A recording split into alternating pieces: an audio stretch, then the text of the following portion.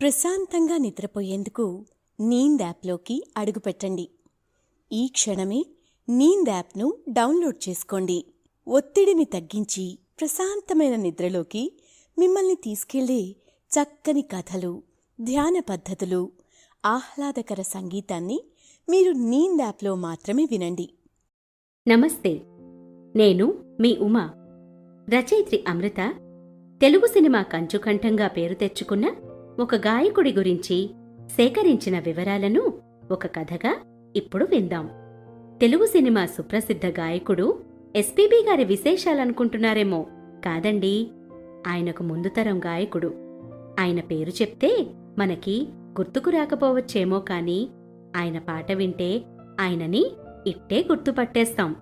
Quit India ఉద్యమంలో పాల్గొని తన గంభీరమైన గాత్రంతో తెలుగు సినిమా నేపథ్య గానానికి కొత్త నిర్వచనం సృష్టించిన సంగీత దర్శకుడు, నేపథ్య గాయకుడు శ్రీ ఘంటసాల వెంకటేశ్వరరావు మాస్టారు. ఆయన జీవిత విశేషాలు, సృష్టించిన సంచలనాల గురించి తెలుసుకునే ముందు సౌకర్యవంతమైన స్థితిలోకి వెళదాం. మీకు ఇష్టమైన రీతిలో పడుకొని అన్ని లైట్లను ఆఫ్ చేసి మీ కళ్ళు మూసుకోండి. నెమ్మదిగా గాలి పీలుస్తూ పూర్తిగా లోతైన శ్వాస తీసుకొని వదలండి. ఈ ప్రపంచాన్ని, ఇవాల్టి జ్ఞాపకాలను మెల్లగా పక్కకు నెట్టి నిద్రలోకి క్రమంగా జారుకొనే సమయమిది. మరోసారి నెమ్మదిగా గాలి పీలుస్తూ లోతైన శ్వాస తీసుకొని మీ శరీరంలోని ఒత్తిడిని బయటకు వదిలేయండి. ఇప్పుడు చేయాల్సిందల్లా విశ్రాంతి తీసుకోవడం, సేద తీరటం, మునుపటి స్థితికి రావటం. మీరు ఇప్పుడు మంచం మీద ఉన్నారు. రోజువారీ అలసట నుంచి మీ శరీరం విశ్రాంతి తీసుకుంటున్నట్లుగా మీకు అనిపిస్తుంది. కాళ్ల నుంచి మొదలుపెట్టి మీ అవయవాల్లోని ఒత్తిడిని ఒక్కొక్కటిగా బయటకు పంపించేయండి. మీకోసం అవన్నీ రోజంతా చాలా కష్టపడ్డాయి. కాబట్టి వాటికి విశ్రాంతి తీసుకునే అర్హత ఉంది. ముందుగా మీ పాదాల్లో మొదలైన విశ్రాంత అనుభూతి క్రమంగా మీ మోకాలి క్రింది భాగానికి చేరుతుంది. అక్కడి నుంచి మోకాళ్లలోకి ప్రవేశిస్తుంది. ఇప్పుడు మీ కాలి ఎగువ భాగాన్ని విశ్రాంతి తీసుకోనివ్వండి. ఈ విశ్రాంత అనుభూతి క్రమంగా మీ పొత్తికడుపు నుంచి వెన్నెముక మీదుగా ఎగువ వీపు వరకు వచ్చి తరువాత ఛాతీలోకి ప్రవహిస్తున్నట్లుగా గుర్తించండి. అక్కడి నుంచి మీ భుజాల్లోకి, తరువాత చేతుల్లోకి, చివరగా వేలి కొనల వరకు వెళ్తున్నట్లుగా అనుభూతి చెందండి. ఆపై మీ మెడ, తల, ముఖం వరకు ఆ అనుభూతి ప్రవహిస్తుంది. అప్పుడు మీ శరీరం మొత్తం ప్రశాంతంగా, రిలాక్స్డ్గా నిద్రకు సిద్ధంగా ఉంది. త్వరలో మీరు చక్కని నిద్రలోకి జారుకుంటారు. డ్రీమ్ ల్యాండ్లో ప్రశాంతంగా ప్రయాణిస్తారు. ఈ ప్రయాణం ఉదయం వరకు కొనసాగుతూ ఉంటుంది. కాబట్టి మీరు కథను వింటున్నప్పుడు మీ శ్వాసను కూడా అనుసరించండి. అద్భుతమైన నిద్రానుభవం కోసం మీ శరీరం మొత్తానికి విశ్రాంతినిస్తూ స్థిరంగా ఉండండి. మరి కథలోకి వెళ్దామా? జన్మతః వచ్చిన గంభీరమైన స్వరంతో పట్రాయని సీతారామశాస్త్రి గారి వద్ద క్షుణ్ణమైన శాస్త్రీయ సంగీత శిక్షణ పొంది తెలుగు సినీ సంగీతంలో సంచలనాలు సృష్టించిన ఘంటసాల తెలుగు సినిమా తొలితరం నేపథ్య గాయకులలో ఒకరు. నేను కొన్ని పాటలు చెప్తాను. ఆ పాటలు తలుచుకున్నప్పుడు మీకు ఏం గుర్తుకొస్తుందో చూద్దాం. మొదటిది జగమే మాయా బ్రతుకే మాయా వేదాలలో సారమింతేనయా. నాగేశ్వరరావు గారు దేవదాసులా గుర్తుకొచ్చారు కదూ. ఇప్పుడు దేవదేవ ధవళాచల మందిర గంగాధర హర నమో నమో. ఈ పాట భూకైలాస్లో శివుడి గురించి రామారావు గారు పాడుతున్నట్లు గుర్తుకొచ్చిందా? ఈ రెండు పాటలు పాడింది ఘంటసాల గారే. ఇలా ఎన్నో. అయితే నాగేశ్వరరావు గారికి పాడుతుంటే నాగేశ్వరరావు గారు పాడినట్లే ఉంటుంది. అలాగే రామారావు గారికి పాడినప్పుడు రామారావు గారికి సరిగ్గా సరిపోతుంది. దానినే వాయిస్ మేనరిజం అంటాం. కంఠం మార్చి ఏ హీరోకి తగినట్లు ఆ స్టైల్లో పాడడం అన్నమాట. ఈ పద్ధతిని తెలుగు సినిమాకి పరిచయం చేసింది ఈయనే. సరే, సినిమాల గురించి అప్పుడే తెలుసుకుంటే ఎలా? ముందు ఈయన ఎప్పుడు ఎక్కడ పుట్టారో తెలుసుకోవాలి కదా. ఘంటసాల అనేది వారి ఇంటి పేరు. కృష్ణా జిల్లాలో ఈ పేరు మీద ఒక ఊరు కూడా ఉంది. అయితే 1922 డిసెంబర్ 4న గుడివాడ సమీపంలోని చౌటుపల్లి గ్రామంలో ఘంటసాల సూర్యనారాయణ, రత్నమ్మ అనే దంపతులకు జన్మించారు వెంకటేశ్వరరావు గారు. ఆయన్నే వారి ఇంటి పేరుతో మనం ఘంటసాల గారని పిలుచుకుంటున్నాము. అయితే ఆ రోజుల్లో ఘంటసాల బలరామయ్య గారనే ఆయన కూడా సినిమాలు తీసేవారు. ఆయన గురించి మనకి పెద్దగా పరిచయం లేదనుకోండి. కాబట్టి ఘంటసాల అంటే మన గాయకులు అని మీరు గుర్తుపెట్టుకోవాలని మనవి. సరే, తండ్రి కుటుంబం టెక్కుపల్లి అనే చిన్న గ్రామం నుండి వచ్చింది. అక్కడ వారు ఒక చిన్న శివాలయంలో పూజారులుగా పనిచేసేవారు. 6 పిల్లలలో ఘంటసాల ఒకరు. ఘంటసాల గారి నాన్నగారు సూర్యనారాయణ గారు మృదంగం వాయిస్తూ భజనలు చేసేవారు. ఆయన ఘంటసాల గారిని భుజంపైన కూర్చోపెట్టుకొని పాటలు పాడుతూ సంగీత సభలకి తీసుకువెళ్లేవారు. ఘంటసాల అక్కడ భజనలు వింటూ పాటలు పాడుతూ నాట్యం చేసేవాడు. ఘంటసాల నాట్యానికి ముగ్ధులయ్యి అతన్ని బాలభరతుడు అని పిలిచేవారు జనాలు. ఘంటసాల 11వ ఏట ఒక విషాదం ఏర్పడింది. తండ్రి సూర్యనారాయణ గారు మరణించారు. చివరి రోజుల్లో ఆయన సంగీతం గొప్పతనాన్ని ఘంటసాల గారికి వివరిస్తూ ఆయన్ను గొప్ప సంగీత విద్వాంసుడిని అవమని కోరారు.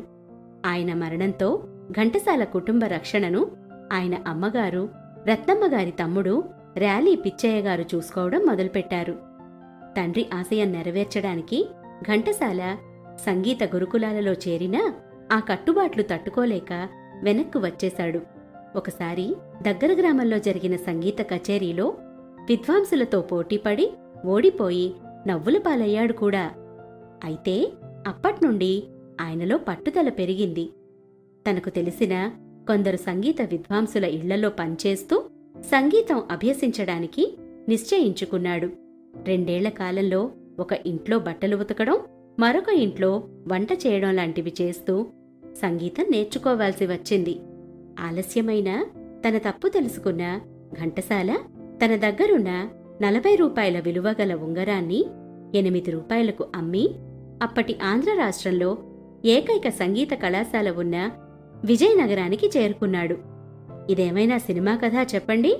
కోరుకోగానే శాస్త్రీయ సంగీతం వచ్చేయటానికి, అనుకున్న వెంటనే అవకాశాలు వచ్చేయటానికి సినిమా సంగీతం సామ్రాజ్యాన్ని ఏలిన ఘంటసాల గారికి కూడా కష్టాలు తప్పలేదు.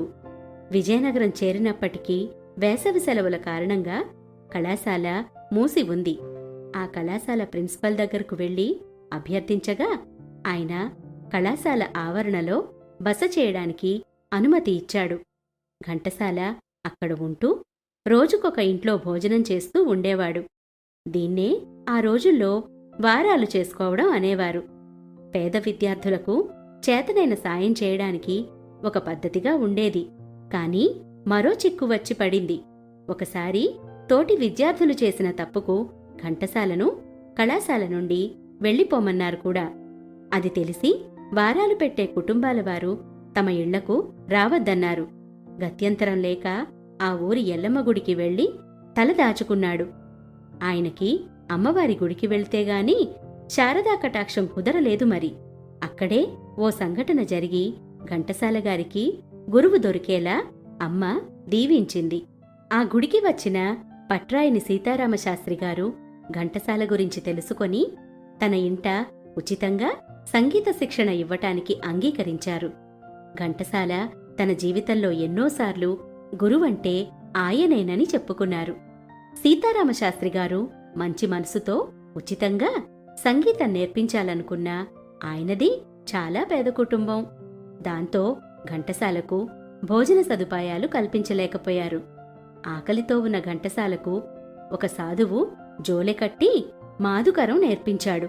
అంటే పచ్చిగా చెప్పాలంటే ఇంటింటా తిరిగి అన్నం యాచించటం. త్యాగరాజస్వామి అంతటివాడే ఇలాంటివి చేస్తున్నాడు అంటారు. గొప్ప విద్వాంసుల జీవితాలు ఇంతేనేమో. మన ఘంటసాలగారు కూడా జోలె కట్టుకొని వీధి వీధి తిరిగి 2 పూటలకు సరిపడే అన్నం తెచ్చుకునేవాడు. మిగిలిన అన్నాన్ని ఒక గుడ్డలో పెడితే చీమలు పడుతుండేవి. గిన్నె కొనుక్కోవడానికి డబ్బుల్లేక మేనమామకు ఉత్తరం రాయగా ఆయన పంపిన డబ్బుతో ఒక డబ్బా కొనుక్కొని అందులో అన్నం దాచుకునేవాడు. వేసవి సెలవులు పూర్తయిన తర్వాత ఘంటసాల కళాశాలకి తిరిగి వెళ్ళాడు. ఒకవైపు కళాశాలలో నేర్చుకుంటూ మరోవైపు శాస్త్రిగారి శిక్షణలో 4 సంవత్సరాల కోర్సును 2 సంవత్సరాలలో పూర్తి చేశాడు. ఇంకేముంది, ప్రతిభ ఉన్నవారికి ఒక్క అవకాశం రావాలే కాని తిరుగేముంది చెప్పండి. విజయనగరంలో సంగీత కచేరీ చేసే అవకాశం వచ్చి ఇక వరుస కచేరీలు చేసి మంచి పేరు తెచ్చుకొని తన సొంత ఊరైన చౌటపల్లెకు చేరుకొని అక్కడ ఉత్సవాలలో, వివాహ మహోత్సవాలలో కూడా పాటలు పాడుతూ ఉండేవాడు. మరోవైపు సంగీత పాఠాలు కూడా చెప్పేవాడు. మరి కచేరీలు చేసుకునేవాడు స్వాతంత్ర ఉద్యమం జోలికి ఎందుకు వెళ్ళాడు అనుకుంటున్నారా? అప్పటికి నిండా 20 ఏళ్లుంటాయో లేదో. జోరు మీద ఉన్న స్వాతంత్ర ఉద్యమం మంచి ఊపు మీద ఉండి ఊరు ఊరికి, పల్లె పల్లెకి వ్యాపించడంతో ఘంటసాలగారికి మహాత్మాగాంధీ గారి ప్రసంగాలు దేశం కోసం ఏదైనా చెయ్యాలనే సంకల్పాన్ని ఇచ్చాయి. కళాకారుడు ఏది చేసినా తనకి ఉన్న కళతోనే సాధిస్తాడు అన్నట్టుగా తనకి వచ్చిన శాస్త్రీయ సంగీతంలో దేశభక్తి గీతాలు పాడడం ప్రారంభించాడు మన ఘంటసాల. ఇంకేముంది, అదే సమయంలో క్విట్ ఇండియా ఉద్యమంలో పాల్గొన్న వారిని, ప్రత్యక్షంగా పరోక్షంగా సాయపడిన వారిని జైలులో పెట్టేశారు బ్రిటిష్ వారు. పైగా ఘంటసాలగారి కచేరీలలో పాడిన దేశభక్తి గీతాలకు జనాలు పోగయ్యారు. అంతే, కచేరీలో 6 పాటలు పాడినందుకు ఒక్కోదానికి 3 నెలల జైలు శిక్ష. మొత్తం మీద 18 నెలలు. 1942లో స్వాతంత్ర సమరయోధునిగా క్విట్ ఇండియా ఉద్యమంలో పాల్గొనడం వలన అలీపూర్ జైల్లో ఉన్నాడు. జైలు నుంచి వచ్చాక 1944 మార్చి 4న ఘంటసాల తన మేనకోడలైన సావిత్రిని పెళ్లి చేసుకున్నాడు. ఆ రోజు సాయంత్రం తన పెళ్లికి తానే కచేరీ చేసుకుని అందరినీ ఆశ్చర్యానందాలలో ముంచెత్తాడు. కొన్నాళ్లకు దగ్గర ఊరికి రచయిత సముద్రాల రాఘవాచార్యులు వచ్చారు. ఆయన్నే సీనియర్ సముద్రాల గారు అంటారు. అదేనండి, భక్త ప్రహ్లాద అనే సినిమాలో జీవము నీవే కదా లాంటి కొన్ని పాటలు కూడా రాశారాయన. ఆయన వచ్చినప్పుడు ఆయన్ను కలిశాడు మన ఘంటసాల. ఘంటసాల సామర్థ్యం గ్రహించిన సీనియర్ సముద్రాల గారు ఘంటసాలను మద్రాసుకు వచ్చి కలుసుకోమన్నారు. ఘంటసాల 2 నెలలు కష్టపడి కచేరీలు చేసి కొంత అప్పు చేసి మరీ పెద్దాయన రమ్మన్నారని మద్రాసుకు వెళ్లాడు. సముద్రాల ఘంటసాలను రేణుకా ఫిలిమ్స్ అనే ప్రొడక్షన్ కంపెనీ వారి దగ్గరకు తీసుకువెళ్లి అప్పట్లో మన తెలుగు సినిమాలో తొలి సూపర్ స్టార్గా పేరు తెచ్చుకుంటున్న చిత్తూరు నాగయ్య గారికి, డైరెక్టర్ బిఎన్ రెడ్డిలకి పరిచయం చేసి వారి ముందు పాట కచేరీ ఏర్పాటు చేశారు. ఆ ఇద్దరూ ఘంటసాల గారి పాటను మెచ్చుకున్నారు. కాని అవకాశాలున్నప్పుడు పిలుస్తాము అని మళ్లీ కలవమన్నారు. నాగయ్య గారు ప్రొడ్యూసర్గా ఇంకా మ్యూజిక్ డైరెక్షన్ కూడా చేస్తూ ఉండేవారు. కాబట్టి ఆయన తప్పకుండా అవకాశం ఇస్తారనే ఆశతో మద్రాసులోనే ఉండాలి అనుకున్నాడు మన ఘంటసాల. అయితే ఎక్కడ ఉండాలి? సముద్రాల వారి ఇల్లు చాలా చిన్నది కావడంతో ఆయన్ని ఇబ్బంది పెట్టడం ఇష్టం లేక ఘంటసాల తన మకాంను పనగల్ పార్క్ వాచ్మెన్కు నెలకు 2 రూపాయలిచ్చి అక్కడ ఉన్నాడు. పగలంతా అవకాశాల కోసం వెతికి రాత్రికి పార్కులో పడుకునేవాడు. గొప్పవారు ఊరికే అయిపోతారా చెప్పండి? ఎన్ని కష్టాలు పెట్టినా దేవుడు మళ్లీ మార్గం చూపిస్తాడన్నట్లుగా చివరికి సముద్రాల గారికి అప్పటి మద్రాస్ రేడియో కేంద్రంలో లలిత గీతాల కోసం గాయకుడి గురించి వెతుకుతున్నారని తెలిసి ఘంటసాలకు అవకాశాన్ని ఇప్పించారు. అలా రేడియోలో పాటలు పాడుతూ మరోవైపు సినిమాల్లో చిన్న చిన్న వేషాల కోసం కూడా ప్రయత్నించేవాడు. మరి పూట గడవాలి కదండీ. మరోవైపు బృందగానాలు చేస్తూ ఎక్స్ట్రా కోరస్ సింగర్గా చేస్తూ నెమ్మదిగా సినీ రంగ ప్రముఖుల గుర్తింపు పొందాడు. ఘంటసాల కోరస్ గాయకులతో ప్రతిభా ఫిలిమ్స్ నిర్మించిన సీతారామ జననం అనే ఏఎన్ఆర్ గారి సినిమాలో ఓ కోరస్ పాట పాడారు. హెచ్ఎంవి స్టూడియోలకు చెందిన పేకేటి శివరాం ఘంటసాల ప్రైవేట్ పాటలను రికార్డు చేశారు. ఘంటసాల చేత తరచూ పాటలు పాడించుకొని ఆస్వాదించే చిత్తూరు నాగయ్య, బిఎన్ రెడ్డిలు తమ సినిమా స్వర్గసీమలో మొదటిసారి నేపథ్య గాయకుడిగా అవకాశాన్నిచ్చారు. ఆ సినిమా హీరోయిన్ ఎవరనుకుంటున్నారు? Multi talented Bhanumathi garu. ఆవిడ సినిమాలకి ఆవిడే పాటలు పాడుకునేవారు. ఆవిడతో నటించడానికి నటులు ఎలా సాహసించేవారో ఆవిడతో పాడడం అంటే కూడా సాహసమనే చెప్పుకునేవారు. ఆవిడ పక్కన భయపడుతూ ఘంటసాల పాడుతుంటే భానుమతి, నాగయ్య గార్లు ధైర్యం చెప్పి పాడించారట. ఆ పాటకు ఆయనకు 116 రూపాయల పారితోషికం లభించింది. తర్వాత భానుమతి గారి భర్త, దర్శకులు రామకృష్ణ గారు తీసిన రత్నమాల చిత్రానికి సహాయ సంగీత దర్శకునిగా చేసే అవకాశం వచ్చింది. 1949లో నిర్మాత కృష్ణవేణి గారు, అంటే గాయని జిక్కీ గారు, ఘంటసాల గారికి మొట్టమొదటిసారి సంగీత దర్శకత్వం చేసే అవకాశం ఇచ్చారు. ఆ సినిమా పేరు మన దేశం. ఈ సినిమాతోనే తెలుగు సినిమాకి మరో అగ్ర కథానాయకుడు పరిచయమయ్యాడు. ఆయనే నందమూరి తారక రామారావు గారు. పైగా సినిమా హిట్టవడంతో మన దేశం సినిమా ఎన్టీఆర్ గారికి, ఘంటసాల గారికి గుర్తింపు తెచ్చిపెట్టింది. ఆ తర్వాత బాలరాజు అనే మరో హిట్ సినిమాకు కూడా సంగీత దర్శకత్వం వహించారు ఘంటసాల. ఎవరికైనా జీవితంలో మొదటి అవకాశం ఎన్నో మలుపులతో కూడింది. ఆ అవకాశం వచ్చాక ప్రతిభావంతులకు వెనక్కి తిరిగి చూసుకునే అవసరం ఉండదు. అప్పటి వరకు సినిమాల్లో ఎవరి పాత్రకు వారే పాడుకునేవారు. ఇందాక అనుకున్నట్లు నాగయ్య గారు ఆయన పాత్రకి ఆయనే పాడుకునేవారు. ప్రశాంతంగా నిద్రపోయేందుకు నీంద్ యాప్లోకి అడుగుపెట్టండి. ఈ క్షణమే నీంద్ యాప్ను డౌన్లోడ్ చేసుకోండి. ఒత్తిడిని తగ్గించి ప్రశాంతమైన నిద్రలోకి మిమ్మల్ని తీసుకెళ్లే చక్కని కథలు, ధ్యాన పద్ధతులు, ఆహ్లాదకర సంగీతాన్ని మీరు నీంద్ యాప్లో మాత్రమే వినండి. ఇవే కాకుండా పలు రకాల స్లీప్ ప్రోడక్ట్స్ అయిన sleep gummies, milk mix, sleep tea bags గురించిన సమాచారం తెలుసుకోవచ్చు. ఈ ప్రోడక్ట్స్కి మీరు బానిస అయ్యే అవకాశమే లేదు. వీటిని వాడడం వల్ల మీకు ఎటువంటి సైడ్ ఎఫెక్ట్స్ కూడా ఉండవు. సంపూర్ణంగా నిద్రపోయేందుకు ఇవి సహకరిస్తాయి. మీ నిద్రానుభవాన్ని మరింత మెరుగుపరుస్తాయి. భానుమతి గారు కూడా ఒకవైపు నటిస్తూ మరోవైపు పాడుకునేవారు. అయితే ప్రత్యేకించి ఒక సింగర్స్ కేటగిరీ ఘంటసాల గారితోనే మొదలు అనే చెప్పుకోవాలి. అప్పటికి జిక్కీ గారు పాడిన ఘంటసాల తోటి female playback singers P Susheela, S Janaki ఈ ముగ్గురి పేర్లు తెలుగు సినిమా సంగీతంలో చెరగని పేర్లయ్యాయి. కీలుగుర్రం అనే సినిమాతో ఘంటసాల గారు పాడిన కాదు సుమా కల కాదు సుమా పాట విజయ విహారం చేసింది.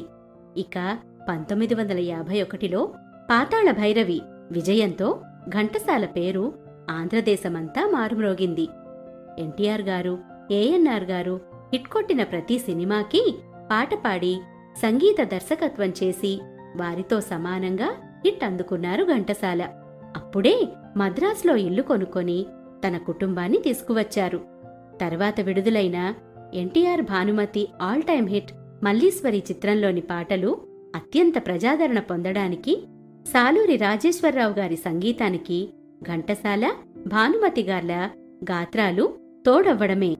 1953లో వచ్చిన ఏఎన్ఆర్ గారి దేవదాసు ఘంటసాల సినీ జీవితంలో మరో మైలురాయిగా నిలిచిపోయింది.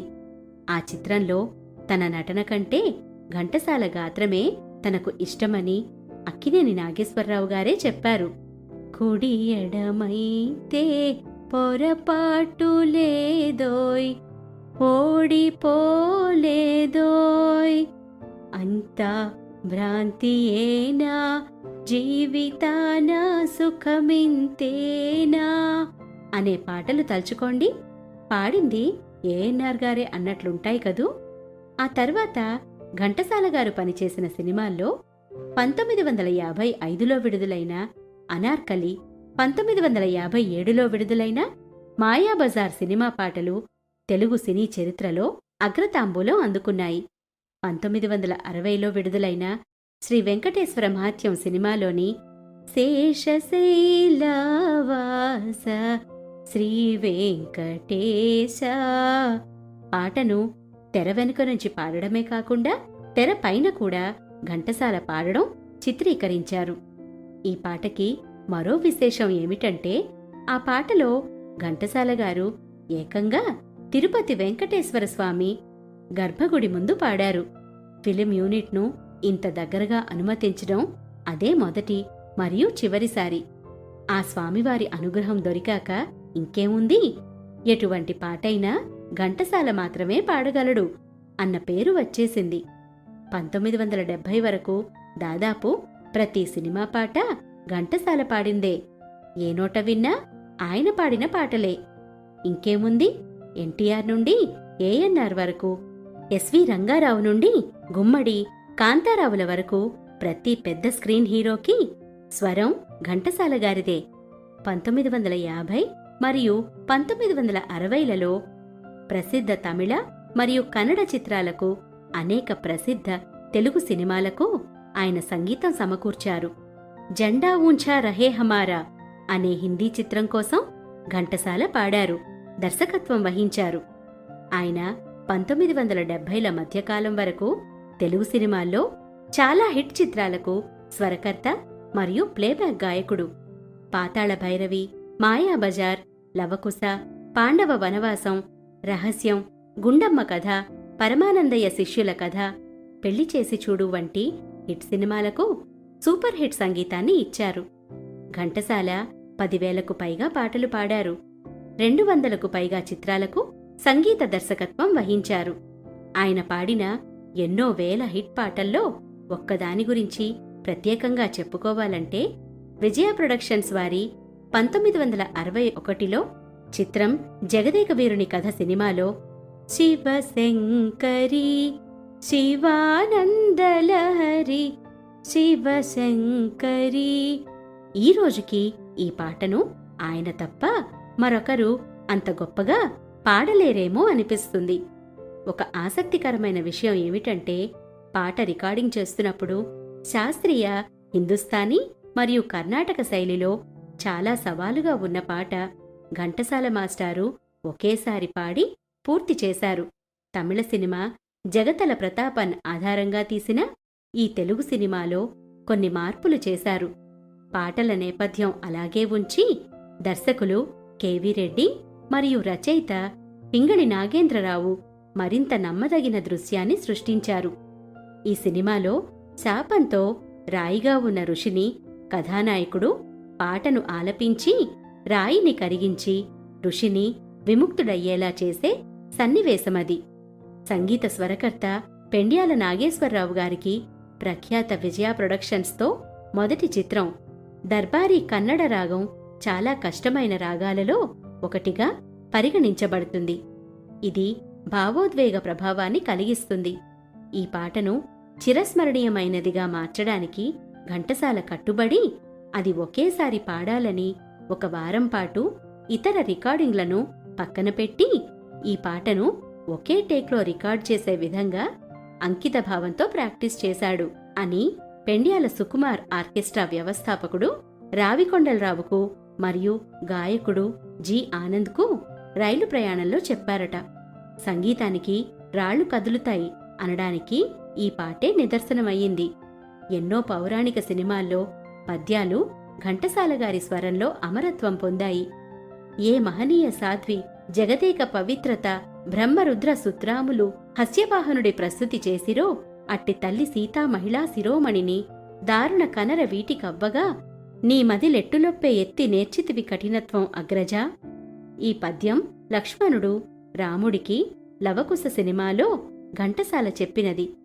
వినాయక చవితి నుండి వాతాపి గణపతిం భజే దినకరా శుభకరా జగదేక వీరుని కథ నుండి శివశంకరి, సువర్ణ సుందరి నుండి హాయి హాయిగా ఆమని సాగే కొన్ని మరపురాని ఆణిముత్యాలు.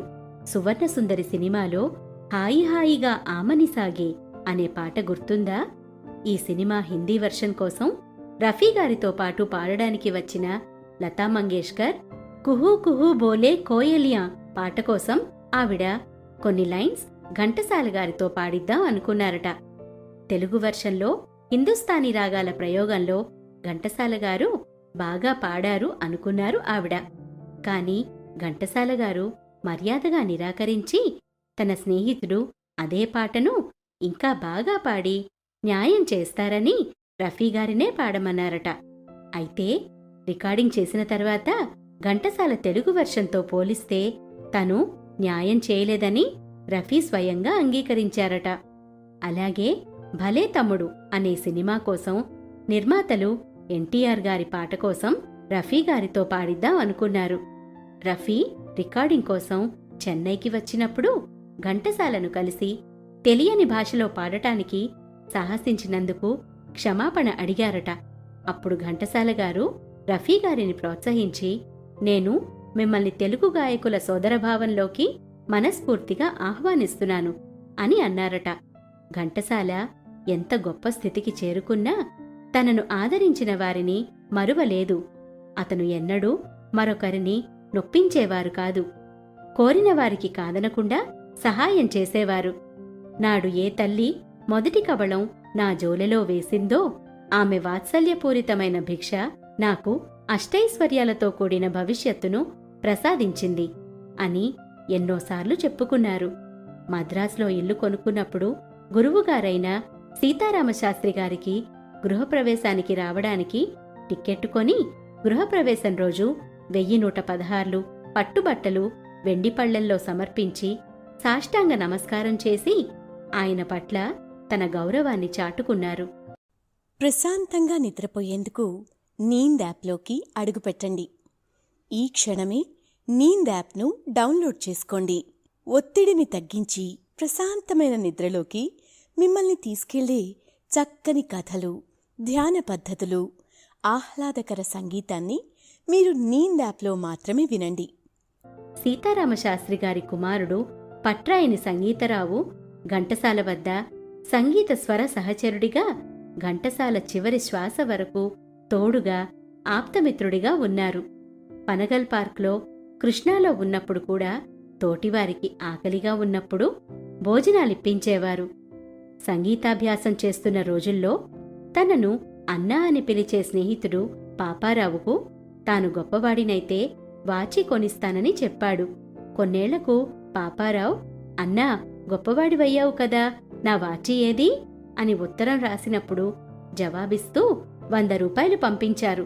కాని అప్పటికే పాపారావు టైఫాయిడ్ వచ్చి మరణించాడు. తర్వాత పాపారావు కుమారుడు నరసింగరావును తన ఇంట్లో కొడుకులతో సమానంగా చూసుకున్నారు. ఘంటసాల జీవిత చరిత్ర ఘంటసాల ది గ్రేట్ అనే పేరుతో సినిమాగా తీశారు. దీనికి ఆయన అభిమాని సిహెచ్ రామారావు దర్శకత్వం వహించారు. ఇందులో గాయకుడు కృష్ణ చైతన్య, అతని భార్య మృదుల జంటగా నటించారు. కానీ ఈ చిత్రం ఘంటసాల కుటుంబ సభ్యులు వ్యతిరేకించడంతో విడుదల కాలేదు. ఇక ఆయన కుటుంబ వివరాలకై వస్తే, ఘంటసాల తన మేనకోడలైన సావిత్రిని మరియు సరళాదేవి గారిని వివాహం చేసుకున్నారు. వారికి 8 మంది పిల్లలు, 4 కుమార్తెలు, 4 కుమారులు. సావిత్రిగారి పిల్లలు శ్యామల, సుగుణ, శాంతి, విజయ్ కుమార్, రత్నకుమార్. సరళాదేవి గారి పిల్లలు మీరా, రవికుమార్, శంకర్ కుమార్.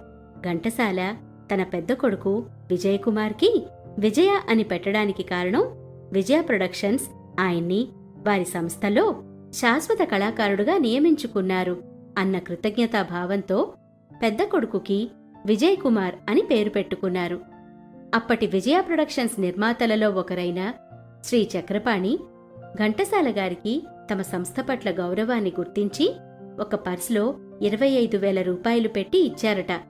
ఘంటసాల గారి తర్వాత ఆయన పిల్లలు పెద్దగా సినిమా ఇండస్ట్రీకి రాలేదు. ఆయన పోయిన 10 సంవత్సరాల తరువాత ఆయన చిన్న కుమారుడు రత్నకుమార్ ప్రముఖ డబ్బింగ్ ఆర్టిస్ట్ అయ్యారు. 1969 నుండి ఘంటసాల గారికి తరచూ అనారోగ్యం ఉండేది. 1970లో ఆయనకి పద్మశ్రీ అవార్డు లభించింది. 1971లో ఐరోపాలో, అమెరికాలో సంగీత ప్రదర్శనలు ఇచ్చి సంగీత ప్రియులను రంజింపచేశారు. ఆయన కాన్సర్ట్ అంటే టికెట్లెప్పుడూ హౌస్ఫుల్లే. వర్షం కురిసినట్లు బహుమతులు వస్తూ ఉండేవి. అవన్నీ వెంటనే విరాళంగా ఇచ్చేసేవారు. అప్పటి ముఖ్యమంత్రి కాసు బ్రహ్మానందరెడ్డి గారు ఘంటసాలకు సన్మానం చేశారు. 1969లో ఆయన తిరుమల తిరుపతి దేవస్థానం ఆస్థాన విద్వాన్గా నియామకమయ్యారు. 1972లో రవీంద్రభారతిలో ప్రదర్శన ఇస్తున్నప్పుడు గుండె నొప్పి అనిపించటంతో హాస్పిటల్లో చేరారు. అప్పటికే షుగర్ వ్యాధితో బాధపడుతూ ఉండేవారు. చాలా రోజులు చికిత్స అనంతరం హాస్పిటల్ నుండి డిశ్చార్జ్ అయ్యారు. అప్పుడే ఆయనకు భగవద్గీత శ్లోకాలను రికార్డ్ చేయాలన్న కోరిక కలిగింది. భగవద్గీత పూర్తి చేసిన తర్వాత సినిమా పాటలు పాడకూడదు అనుకున్నారు. 1973లో భక్త తుకారాం, జీవన తరంగాలు, దేవుడు చేసిన మనుషులు మొదలైన హిట్ చిత్రాలకు పాటలు పాడారు. 1974 నాటికి ఆయన ఆరోగ్యం పూర్తిగా క్షీణించింది. చివరికి 52ఏళ్లకే 1974 ఫిబ్రవరి 11న ఆసుపత్రిలో భౌతికంగా వెళ్లిపోయినా ఆయన పాటల్లో చిరస్మరణీయుడే. కళాకారులను ప్రోత్సహించి సాయం చెయ్యాలని, దిగ్గజాలను సత్కరించాలనే లక్ష్యంతో కళా ప్రదర్శిని ఘంటసాల పురస్కారం అని ఆయన రెండవ కుమారుడు రవి ఘంటసాల, ఆయన భార్య ప్రఖ్యాత నర్తకి పార్వతి, రవి ఘంటసాలతో కలిసి నిర్వహిస్తున్నారు. ఘంటసాల కుటుంబం నేరుగా స్థాపించిన ఈ పురస్కారం డాక్టర్ ఎస్పి బాలసుబ్రహ్మణ్యం సంగీతానికి, డాక్టర్ పద్మా సుబ్రహ్మణ్యం నృత్యానికి మరియు డాక్టర్ నల్లి కుప్పుస్వామి చెట్టి దాతృత్వంలకు అందజేశారు. శరణ్ ఇన్కార్పొరేషన్ ద్వారా ప్రతి సంవత్సరం ఘంటసాల పురస్కార్ అవార్డు ఇస్తారు ఆయన కుటుంబ సభ్యులు. 2014లో మొదటి తెలుగు నేపథ్య గాయని అయిన రావు బాలసరస్వతీదేవి గారికి పురస్కారం ఇచ్చి సత్కరించారు. ఆంధ్రప్రదేశ్ విజయవాడలోని ప్రభుత్వ సంగీత కళాశాలకు ఘంటసాల పేరు పెట్టారు. హైదరాబాద్ మరియు వైజాగ్లోని ఘంటసాల సంగీత కళాశాలలో లైట్ సంగీతం, పాటలు, సంగీతంపై 6 నెలల ఇంకా 1 సంవత్సరం డిప్లొమా కోర్సులను అందిస్తున్నాయి. ఆయన స్వరంలో గంభీర్యం, స్పష్టత, పరిపూర్ణత అయస్కాంతత్వంలాగా శ్రోతలను కట్టిపడేస్తుంది. అందుకే స్నేహితులు, ఆరాధకులు, సహచరులు ఆయన్ను మాస్టర్ గారు అని పిలుచుకునేవారు. ఆయన గాత్రం ఆయనకు గానగంధర్వ అనే బిరుదును సంపాదించింది. తరువాతి తరం ప్లేబ్యాక్ గాయకులు ఎస్పి బాలసుబ్రహ్మణ్యం మరియు పిబి శ్రీనివాస్ ఘంటసాల గారిని గాడ్ ఫాదర్లా చూసేవారు. ఆయన ఇంకొంతకాలం జీవించి ఉంటే కనీసం ఇంకో 2 దశాబ్దాలు ఈ పాటల సామ్రాజ్యాన్ని ఏలి ఉండేవారు. అదండి అంత గొప్ప గాత్రం ప్రయాణం వెనుక కష్టాల కథ. ఒకసారి అవకాశం వచ్చి పేరు వచ్చాక ఇక జరిగేదంతా చరిత్రలో నిలిచిపోతుంది. కానీ ఆ సమయం రావాలంటే కష్టకాలం తప్పదు. ఉన్నన్నాళ్ళు తనకు వచ్చిన, నచ్చిన సంగీత ప్రపంచంలో తన ముద్ర వేసుకున్నారు ఘంటసాల. ముగించే ముందు ఆయన పాట మరొకటి తలుచుకుందామా? కునుకు పడితే మనసు కాస్త కుదుట పడతది, కుదుట పడ్డ మనసు తీపి కలలు కంటది, కలలే మనకు మిగిలిపోవు కలిమి చివరకు, ఆ కలిమి కూడా దోచుకునే దొరలు ఎందుకు, పాడుతా తీయగా చల్లగా పసిపాపలా నిదరపో తల్లిగా బంగారు తల్లిగా. ఇప్పటికీ ఆయన పాటలు వింటే నిజంగానే మనసు కుదుట పడుతుంది. వీలైతే ప్రతిరోజూ వినండి. మరొకరి జీవితం ప్రశాంతంగా నిద్రపోయేందుకు నీంద్ యాప్లోకి అడుగుపెట్టండి. ఈ క్షణమే నీంద్ యాప్ను డౌన్లోడ్ చేసుకోండి.